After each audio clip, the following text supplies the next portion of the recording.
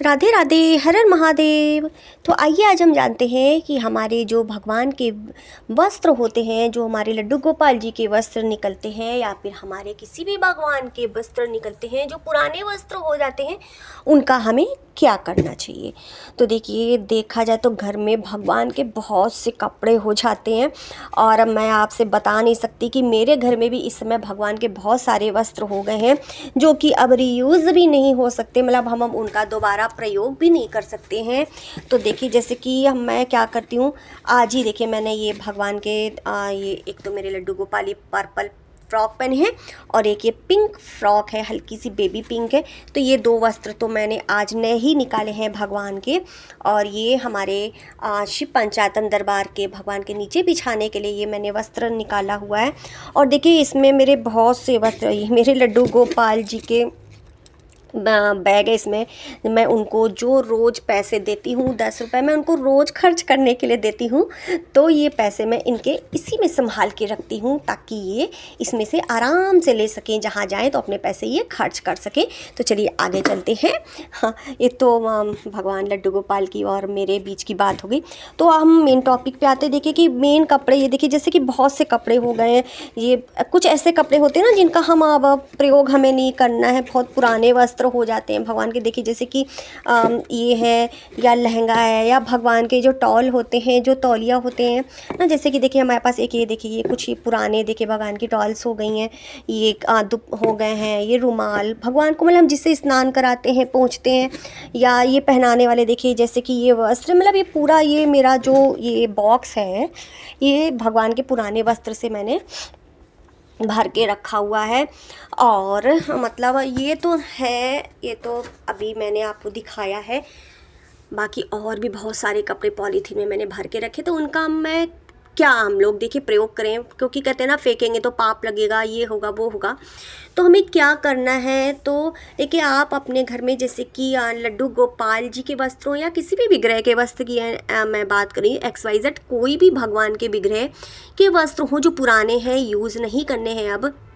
यदि आप घर में भगवान का आप गद्दे में जैसे भगवान का गद्दा बनाते हैं तो आप उसमें उस वस्त्र को भर सकते हैं। रज़ाई बनाते हैं उसमें भर सकते हैं भगवान के वस्त्र जो होते हैं।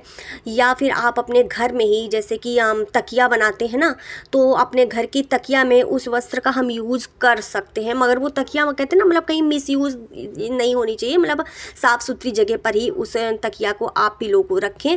या फिर यदि ये भी हम नहीं कर सकते हैं तो देखिए, यदि हम गंगा जी में ले जाके वस्त्र का विसर्जन करते हैं तो वो भी पाप है, क्योंकि देखिए गंगा जी भी हमारी मैली होती हैं और वो वस्त्र जो होते हैं वो सबके पैरों में पड़ते हैं। और कभी कभी देखिए गंगा मैया सूख भी जाती हैं, तो वो वस्त्र मैंने देखा है जब मैं गंगा स्नान करने जाती हूँ तो घाट के ऊपर वस्त्र, मूर्ति वगैरह सब ऐसे ही रेत में सूखी पड़ी होती हैं, पैरों पैरों होती हैं।